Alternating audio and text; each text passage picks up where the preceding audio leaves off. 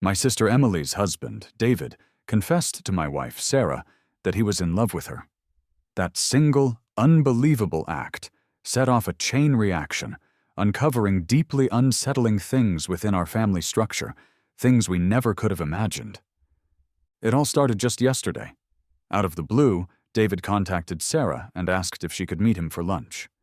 He was vague, just saying there was something important he needed to discuss with her. When Sarah mentioned it to me later that evening, she had a puzzled look on her face, but she wasn't truly alarmed yet. "David asked me to lunch tomorrow," she said, setting her bag down.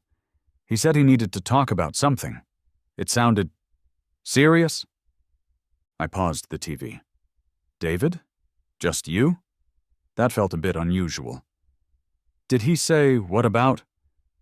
"No, just that it was important," she replied, sinking onto the sofa next to me. She frowned slightly, thinking. "Do you think it could be about Emily? Maybe they're hitting a rough patch, and he wants, I don't know, a woman's perspective? Someone who knows Emily well?" It did seem strange. David had never specifically asked Sarah out for a one-on-one meeting like this before.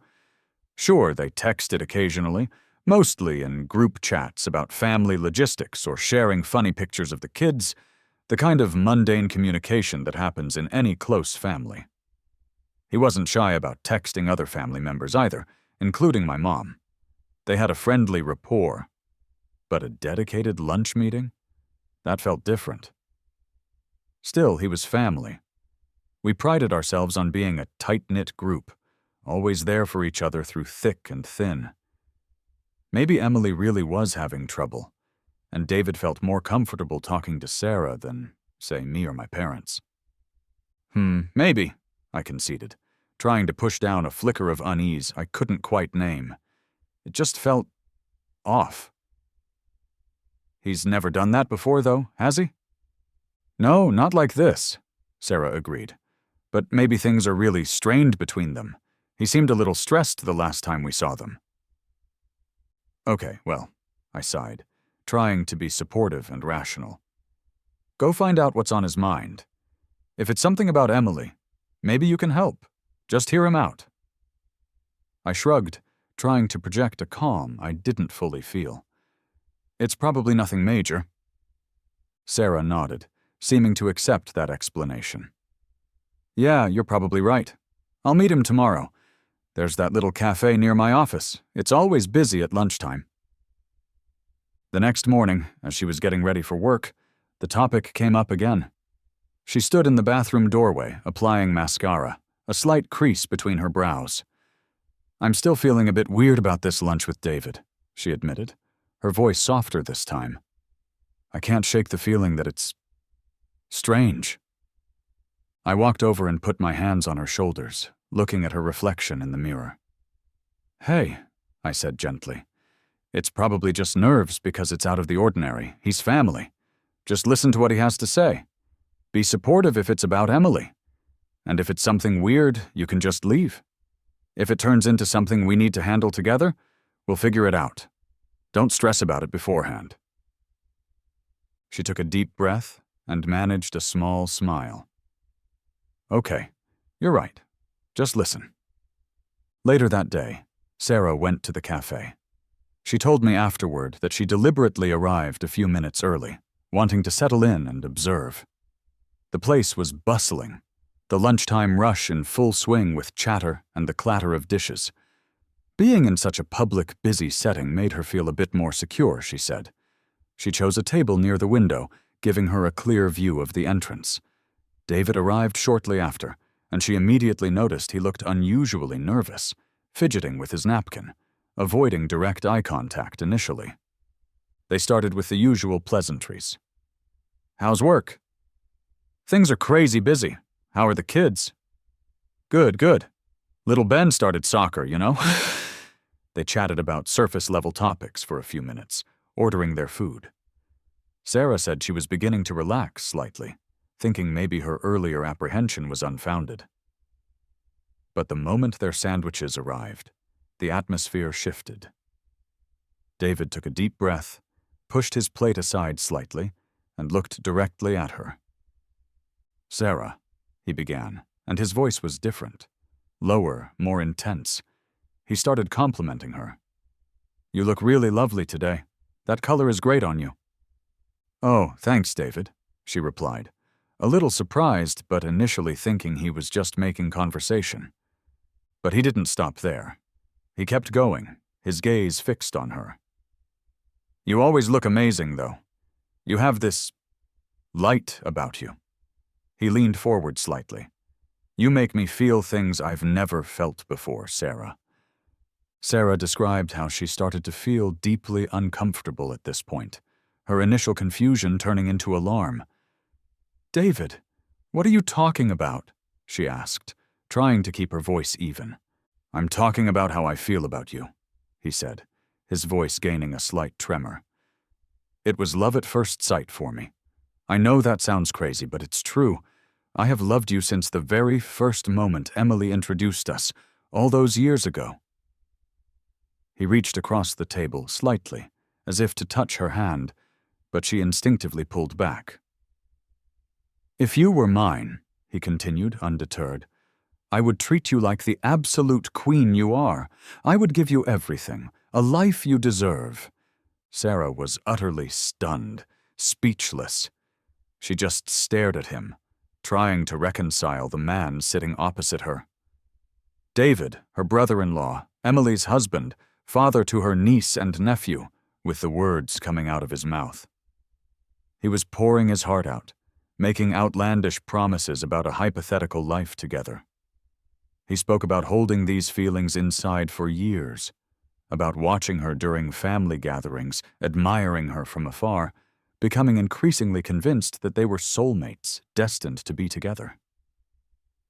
"David, stop," Sarah finally managed to say, her voice sharp with disbelief and shock. "You're married to my sister Emily. What are you doing?" He seemed almost not to hear her, talking over her interruption. I know, but I can't help how I feel. I've tried, Sarah, believe me, I've tried. But seeing you, being near you, it's torture knowing you're not with me. We have a connection. I know you feel it too." It was as if he had rehearsed this whole declaration, Sarah thought later, like he was so caught up in his own narrative that her reaction barely registered. This was the same David who had always been the fun, reliable uncle to our kids, the guy who manned the grill at barbecues, who helped assemble toys on Christmas morning, who always had a joke or a story. The guy who texted her about coordinating kids' playdates or asking what to get Emily for her birthday. Always friendly, always appropriate. He texted my mom just as often, asking for recipes or advice. We trusted him implicitly. He was family. Hearing Sarah recount this bizarre, inappropriate confession felt like stepping into an alternate reality. It was sickening. Sarah didn't wait for him to say anything more. She stood up so quickly her chair nearly tipped over, scraping loudly against the cafe floor, drawing glances from nearby tables. "I have to go," she said, her voice trembling with a mixture of anger and disbelief. She threw some cash on the table to cover her meal and walked out, leaving him sitting there. She called me the second she got outside, her voice choked with distress. "Mark," she started, then had to take a shaky breath. "Mark, you are not going to believe what just happened." She recounted the entire conversation, her words tumbling out in a rush. "He said he's loved me since he met me. He said he wanted to give me everything. Mark, it was awful. I felt sick." While she was still on the phone with me, her phone started buzzing repeatedly. Texts from David. "What's he saying?" I asked, my own anger starting to build. She read them out loud. "Sarah, I'm so sorry. Please don't be angry. I didn't mean to make you uncomfortable.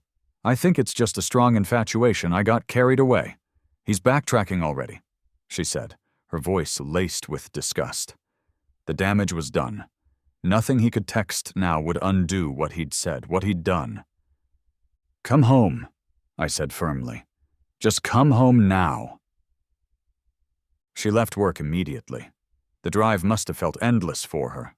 When she walked through the door, her face was pale, her eyes wide. Her phone was still buzzing intermittently with calls and messages from him.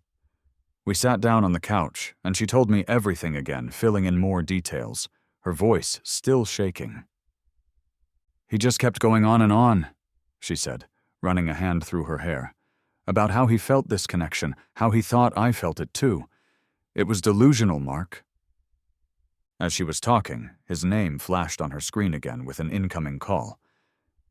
"Let me talk to him," I said, my jaw tight. "Or better yet, answer it. Put it on speaker." She hesitated for a second, then nodded, her expression grim. She answered the call and placed the phone on the coffee table between us. "Sarah? Please, Sarah, talk to me." David's voice came through the speaker, thick with tears. It was jarring to hear him sound so broken. "Please, tell me you're okay. I'm so sorry. Please don't tell Emily. Please, it would destroy her. It would destroy everything." "What did you think was going to happen, David?" Sarah asked, her voice cold now. "I don't know. I wasn't thinking clearly," he sobbed. "I misread things. I thought maybe you felt something too. That time last weekend, in the kitchen—" Sarah cut him off. "There was nothing in the kitchen, David. There has never been anything. You completely imagined it." He continued to plead, his voice escalating. "It was a mistake, a huge mistake. I was wrong. Please, just tell me you won't tell Emily. We can just pretend this never happened." He paused, then asked hesitantly, Did you tell Mark?" Sarah looked at me. I nodded. "Yes, David," she said clearly. "Mark knows everything. He's right here." There was a sharp intake of breath on the other end. Then the pleading shifted direction. "Mark? Oh God, Mark, please, you have to understand. It was stupid. It didn't mean anything. Don't let this ruin everything. Think about Emily. Think about the kids. Please, just keep this between us." We listened to him beg and cry for several more minutes. It was pathetic and infuriating. My primary question at that moment, cutting through the noise of his panic, was about his loyalty to my sister. "David," I finally said, my voice hard, "have you ever cheated on Emily with anyone?" "No, never!" he swore vehemently, his crying momentarily stopping. "I swear on my kids' lives, Mark, never. It's only Sarah. It's always been just her. You have to understand, it was her. Only her." Hearing him say that, trying to frame his obsession with my wife as some kind of understandable, unique circumstance, made something snap inside me. I was done listening. "I'm not going to do anything tonight, David," I said flatly. "I need to think. I'll call you tomorrow." I motioned for Sarah to hang up, which she did immediately. We sat there in silence for a moment, the echo of his desperate pleading hanging in the air. We were left with this enormous, ugly mess. What were we supposed to do? "We have to tell her, Mark," Sarah said finally, her voice firm despite the tears welling up in her eyes again. "We have to go over there right now and tell Emily." My gut reaction was to agree. Honesty felt paramount. But my mind immediately went to the consequences. "I know," I said heavily, rubbing my temples. "But Sarah, think about what this will do. This will wreck her family, their kids, our nieces. Thinking about them finding out, their lives being turned upside down. It makes me want to be sick." I hated the thought of being the one to deliver that blow. I know telling her is the right thing, but I also couldn't help but think about Sarah. "And it's not fair to you either," I continued. "This isn't your fault, not even a little bit. But you know how families can be. There might be people who resent you, who somehow twist this to make you seem responsible. Even if Emily stays with him, which seems impossible now, but even if they somehow reconciled, could we ever have a normal family gathering again? Could you ever be comfortable around him? Could Emily ever fully trust the situation? This could blow our whole extended family apart. My anger at David intensified. I don't give a damn about him. He tried to destroy our marriage, our family. But I care about Emily, the kids, our parents. Everyone else caught in this. We talked late into the night, going around in circles. Tell Emily now? Wait until morning? What were the right words? How could we minimize the damage? It felt like an impossible situation with no good outcome. Just when we had decided, exhausted, to try and get some sleep and face it in the morning, my phone rang. It was after midnight. Caller ID showed Emily's name. My heart sank. This couldn't be good. Mark? Emily's voice was strained, thick with emotion. She sounded deeply upset. I have to tell you something.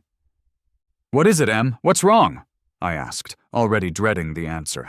It's David, she said, her voice breaking. He just came to me, crying.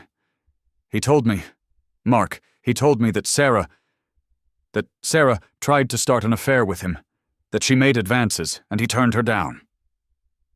She was sobbing now. He spun this whole story about how she's been unhappy with you and was looking for something more.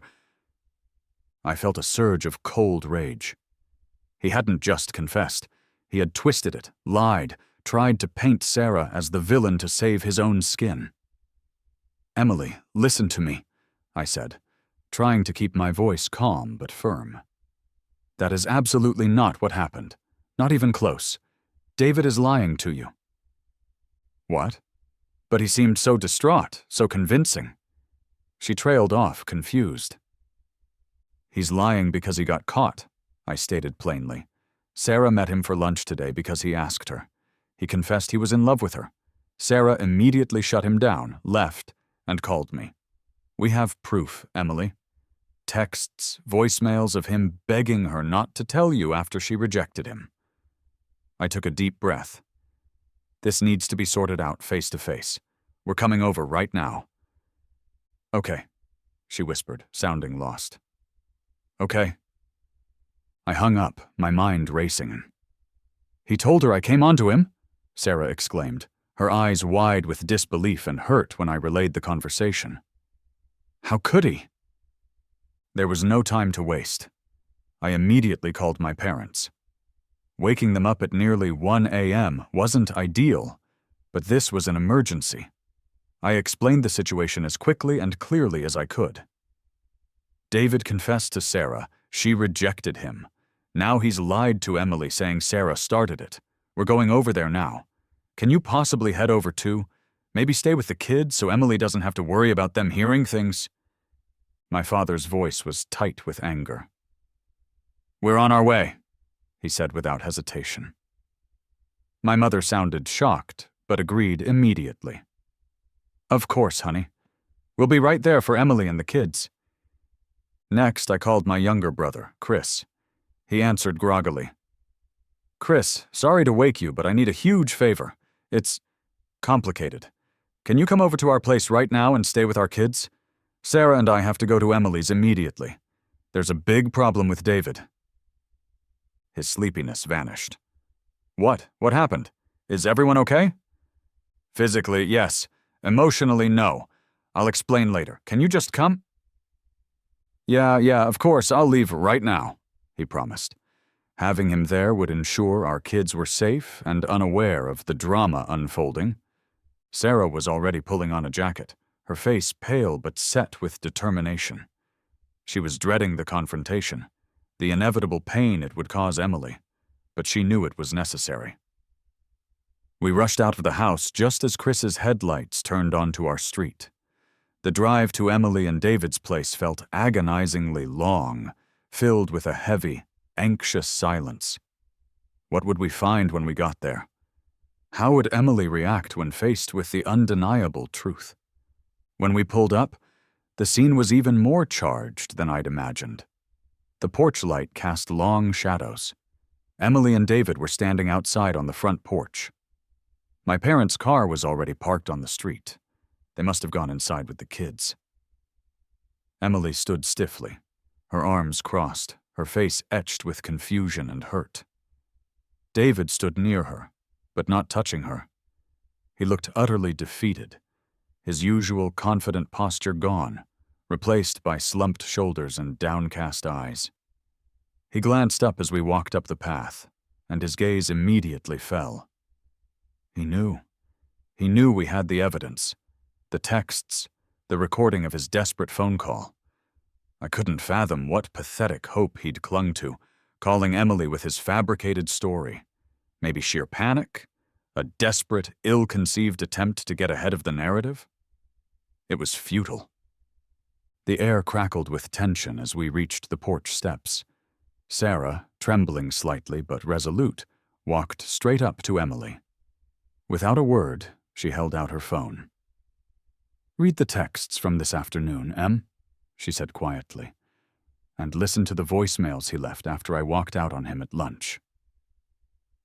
Emily took the phone, her hand surprisingly steady, though her eyes burned with a tumultuous mix of fury, betrayal, and pain. She started scrolling through the messages David had sent Sarah. The initial compliments, the shocking confession, the desperate apologies, the pleas not to tell Emily. Her expression hardened with every word she read. Then, she put the phone to her ear and listened to the voicemails, hearing David's tearful begging, his claims of infatuation, his admission that he thought Sarah felt the same way. The proof was undeniable, stark, and ugly. Before Emily could even react, before she could voice the storm brewing inside her, David completely broke down.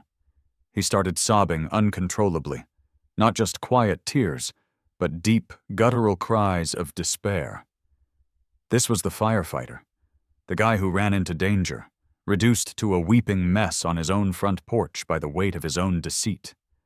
It was a profoundly unsettling sight, surreal in its intensity. A strong man, completely undone. Emily watched him, her face impassive, a mask of cold resolve. She's always been tough, resilient, but in that moment she seemed unbreakable, steely. She let him cry, her silence a heavy counterpoint to his noisy despair.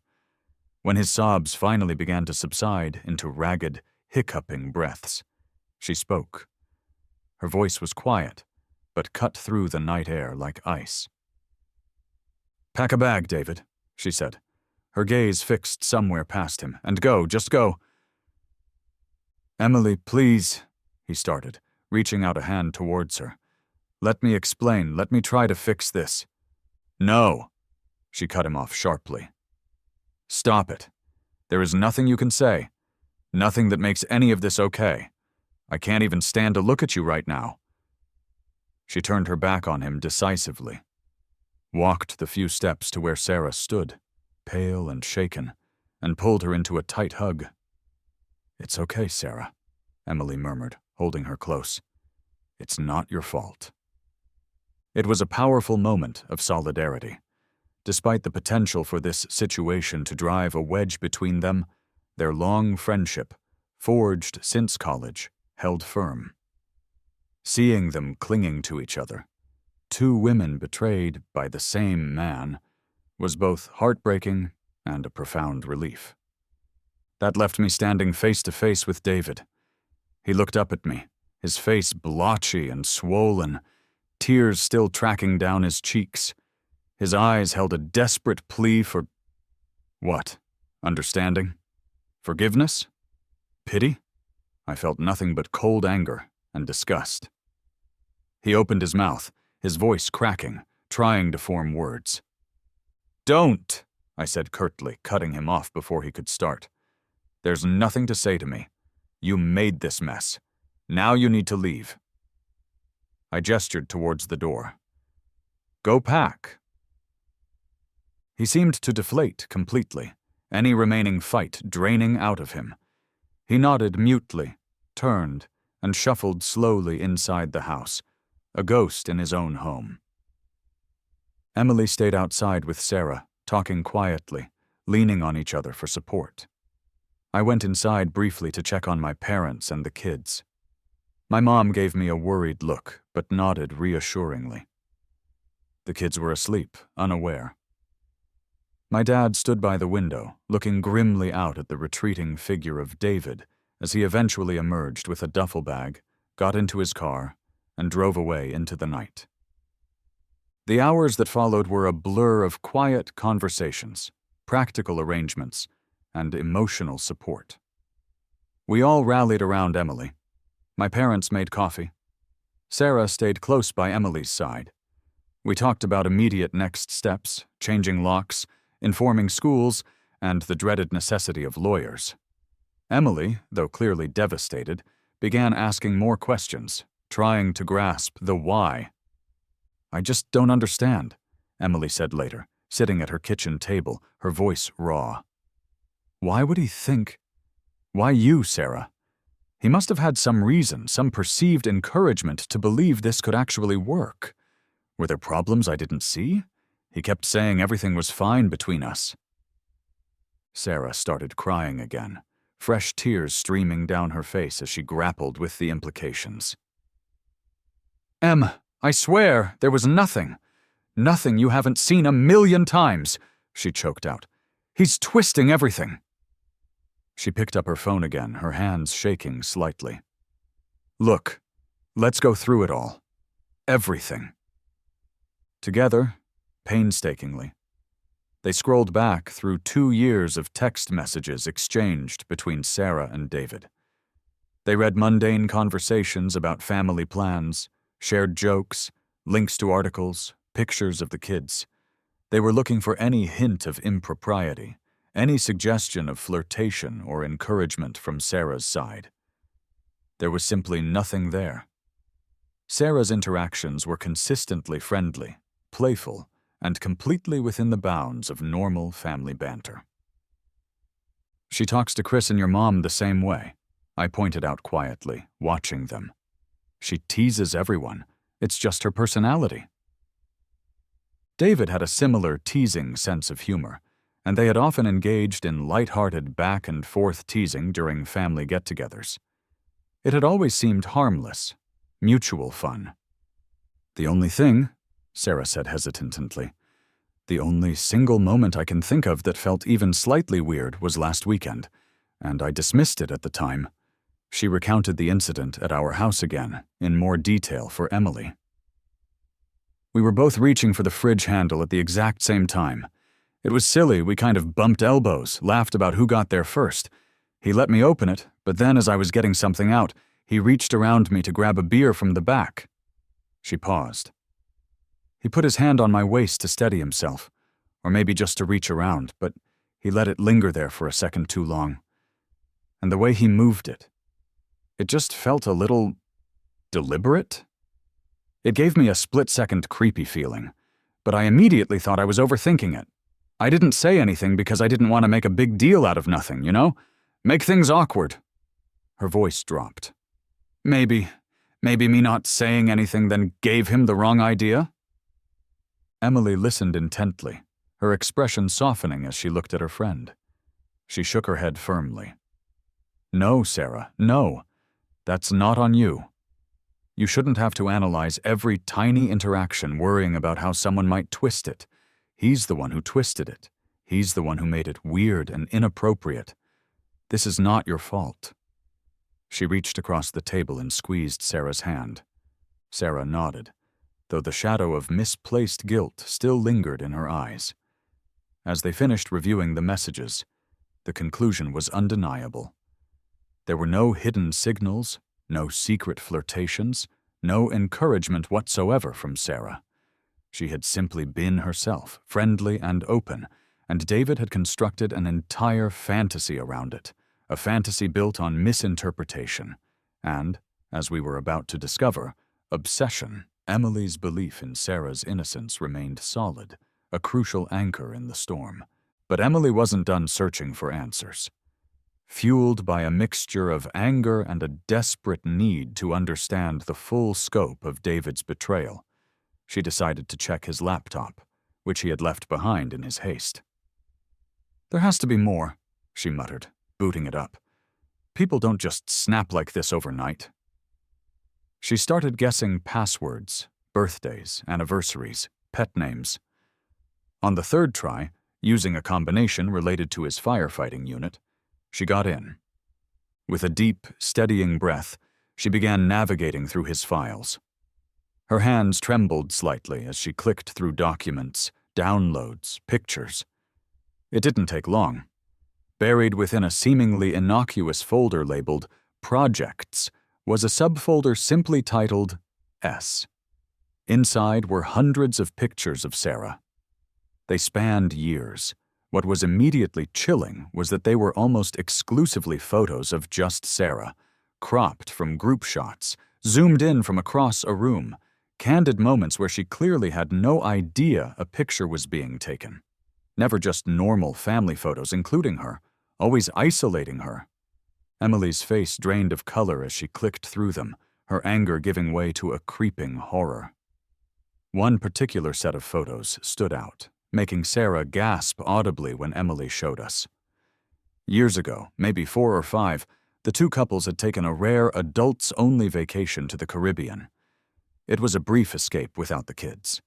Sarah, feeling relaxed and free in that environment, had worn a 2-piece swimsuit a few times by the pool and on the beach, something she rarely did, usually preferring more modest options. In this folder, there were dozens of pictures, at least 50, maybe more, of her in that bikini. Close-ups, shots from behind, pictures taken from a distance with a zoom lens, all undeniably taken without her knowledge or consent. "Oh my God," Sarah whispered, her hand flying to her mouth. "He took those? All those times? He was taking pictures?" The realization that he had been secretly documenting her, collecting images of her for years, harboring this hidden fixation while playing the part of the friendly brother-in-law. It was repulsive. It felt like a violation. This is sick," Emily said, her voice barely audible. She scrolled further, finding more photos from holidays, birthdays, random family dinners, always focused solely on Sarah. This isn't just a crush he couldn't control. This is obsession. This is stalking behavior. Her gaze hardened again, the shock momentarily replaced by protective fury. Does this cross the line into needing a restraining order? For her safety? For the kids? The discovery shifted everything. This wasn't just about a misguided confession of love anymore. It was about a long-term, hidden, and deeply disturbing fixation. The boundary between inappropriate and potentially dangerous had been crossed. We were all reeling, trying to process this new, darker dimension to David's actions. The man we thought we knew simply didn't exist. In his place was someone obsessive and deceitful. The nightmare continued to unfold. A day or two later, Emily, wanting the absolute, unvarnished truth directly from David, and wanting Sarah there as a witness to prevent any further manipulation, arranged a FaceTime call. She told David she needed him to explain everything, honestly this time. Sarah agreed, though reluctantly. I insisted on being there too, listening just off camera. Emily, ever practical now in her anger and hurt, informed David she would be recording the conversation. He agreed, probably feeling he had no other choice. The call connected. David appeared on the screen, looking utterly wrecked. His eyes were red-rimmed and puffy, his face unshaven. He looked like he hadn't slept. He started hesitantly, his voice raspy. "Emily. Sarah. Just talk, David," Emily said, her voice devoid of warmth. "Tell us everything. Start from the beginning." And so he did. The story that tumbled out was even more disturbing than we'd pieced together so far. He admitted the obsession with Sarah had consumed him for years. "It started even before Mark came along," he confessed, his gaze flickering towards the edge of the screen where he likely presumed I was. "It started the day Emily first introduced me to her friends. Sarah was there. We weren't even dating yet, he clarified, looking at Sarah. You were with someone else then. He described how, initially, he dismissed his attraction as purely physical, a fleeting crush on his girlfriend's beautiful friend.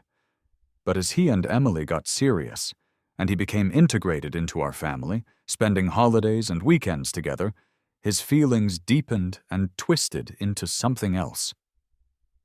It wasn't just how you looked, he said, his voice gaining a strange intensity as he spoke directly to Sarah. It was your laugh, the way you told stories, the way you weren't afraid to tease people, even me, the way you were with Mark, with your kids. I started watching you, all the time. He recounted specific moments from years past, a joke Sarah told at a barbecue, the way she looked concentrating on a board game, a brief conversation they had while cleaning up after Thanksgiving, moments he had apparently hoarded and replayed in his mind, assigning them significance they never had. He detailed his internal struggle, trying to suppress the feelings, telling himself they were wrong but finding himself increasingly drawn to finding excuses to interact with her, offering to help with projects at our house, initiating texts about trivial matters, engineering moments to be alone with her, even for a few seconds, during chaotic family gatherings. It just grew, he mumbled. This feeling that we were meant to be together, that you must feel something too, that maybe you were trapped, unhappy. He mentioned the incident in the kitchen again, and other tiny, innocuous interactions, claiming he felt undeniable vibes from her, a spark he was convinced was mutual. He believed she was sending him signals, that her playful teasing was coded flirtation meant only for him. He had constructed an elaborate fantasy, deluding himself into thinking a confession was not only necessary, but potentially welcomed. Emily listened, her face a stony mask of controlled fury and profound heartbreak. She let him talk, let him expose the full depth of his delusion.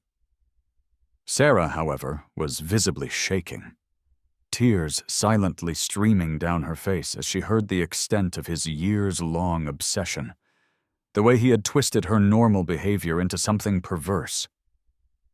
When he finally trailed off, there was a thick, heavy silence. Emily spoke first, her voice dangerously quiet. And what about me, David? What about our children? Did we mean anything to you while you were nursing this obsession with my friend, my sister-in-law? He stammered. Of course, Emily, I love you. I love the kids. Don't, she snapped, her control finally cracking. Don't you dare say that now. What made you possibly think, Sarah broke in, her voice trembling with anger, that I would ever leave Mark for you? That I would betray my husband and my best friend? Are you that arrogant? That delusional? That's when the dam broke. The pent-up rage, hurt, and disbelief from both women erupted. The conversation devolved into shouting, accusations, and raw, unfiltered emotion. Curses flew freely as years of perceived friendship and family ties incinerated in the heat of betrayal. It was ugly, painful, and utterly necessary. Sarah couldn't take any more. Shaking and distraught, she abruptly ended the call. She turned to me immediately, her eyes wide with fear and a lingering sense of violation. Mark, I swear to you, she said urgently, grabbing my arm. It was all him, always. I never encouraged him, never wanted this. You believe me, right? Of course I believe you, I said, pulling her into a hug. I never doubted you for a second, Sarah. Not then, not now. I held her as she cried, stroking her hair. Even if, hypothetically, she had found him physically attractive at some point years ago, which she vehemently denied. I knew her character. I knew her commitment to us, to our marriage. She wasn't the type to stray. Her stance on fidelity was crystal clear, etched in my memory from early in our relationship. I recalled a specific morning, years ago. She was getting dressed, and I was just watching her, feeling lucky. She caught my eye in the mirror, gave me a playful smile, and asked, "Like what you see?" But then her expression shifted, becoming instantly serious, almost cold. She turned to face me directly. "Don't ever, ever fuck this up, Mark," she said, her tone leaving absolutely no room for misinterpretation. "Because if you do, you'll never see this again." She wasn't joking. Trust and loyalty were non-negotiable for her.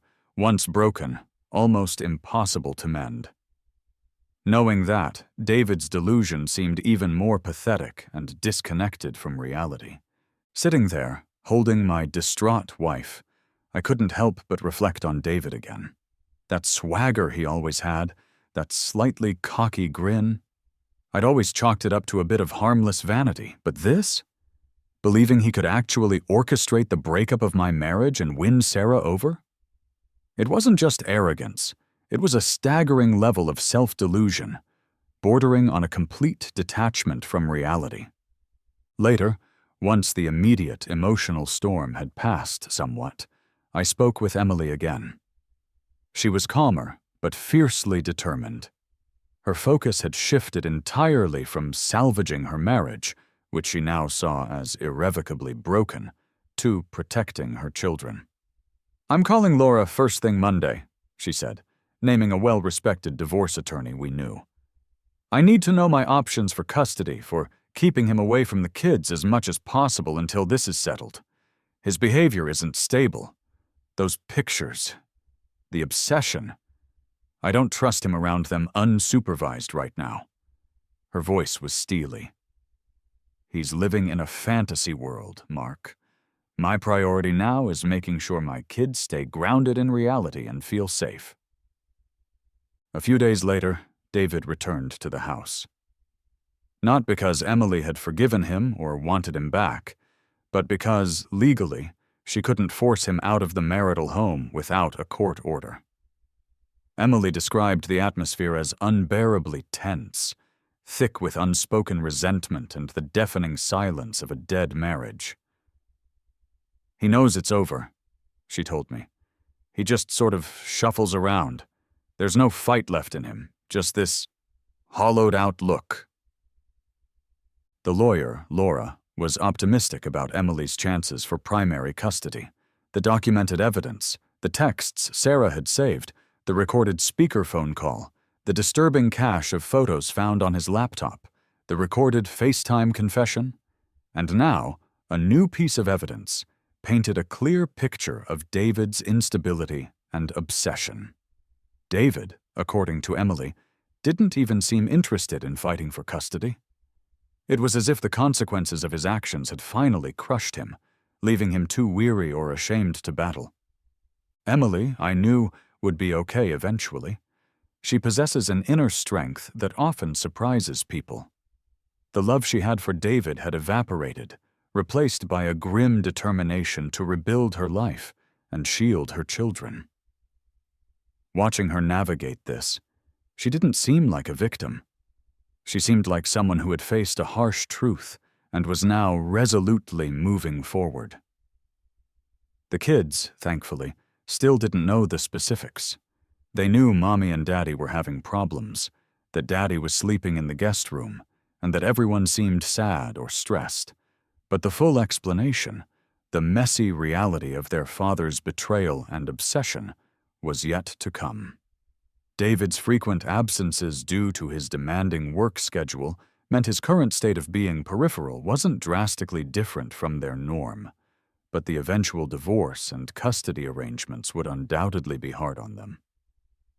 Emily was already bracing for it, speaking with a child psychologist about how to best support them through the transition. David remained in the guest room, a silent, gloomy figure. Some of our mutual friends, hearing whispers of the situation, speculated that there must be other women involved. "A guy like that, so obsessive," one friend theorized, "he can't have focused all that energy on just one person he couldn't have." But as far as Emily or any of us could tell, they were wrong. His fixation on Sarah appeared to be singular, consuming, leaving no room for anyone else. It was, in its own twisted way, disturbingly focused. After Sarah blocked his number, hoping to create a necessary boundary, David found another way to reach her. The same night he moved back into the guest room at Emily's, Sarah received an email.